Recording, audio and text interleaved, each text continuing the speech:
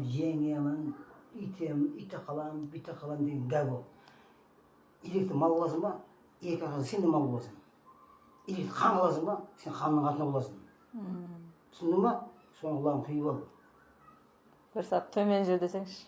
Бір сәт емес, 5 сәт төмен жүр. Сен төмен жүрген сайын бар ғой, сен жоғары бола бересің. Төмен түспей ақ қойын да, ол өзі шығып алсын да жоғарыға. Жоқ, ол шыға алмайды ғой, сен көтермесең.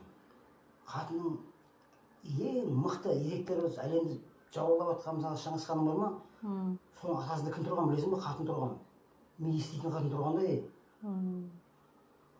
жаным ей, ана ел жеңіп келдің ба деп мақтап қояды. Ана білесің бе, күшейеді сол кезде. Тағы біреу барып жаулайды ол. Мақтай беру керек па? Мақтап, ей жаным ей, молодец деп қойды. Сол кезде көресің.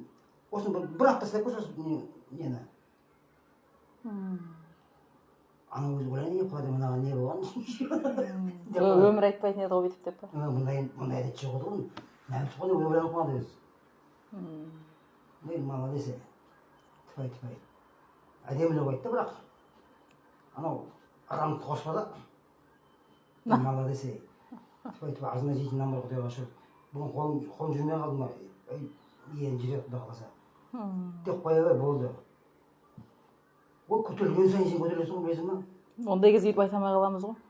Айттым мен саған, білдім мен сондай болатынын дейміз ғой.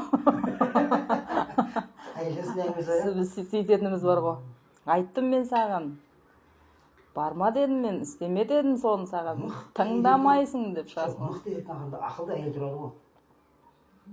Әйел бар ғой, бір қолымен бес тербетеді, бір қолымен әлем тербетеді. Оны біз айтқан жоқпыз, оны атап айтып кеткен. Олар бер айтқан жоқ, соны түсіндің ма? Мақтай бер. Мақтаған сайын көтереді ғой. Әншейін жүрем шығып қалатын уақыт болып қалады ғой. Ол, жаным не болып қалды, бүйтіп қаптың ғой, армияма жатайық, болды қой. Молодец деп қойды. Ұрсы мақтап қойды.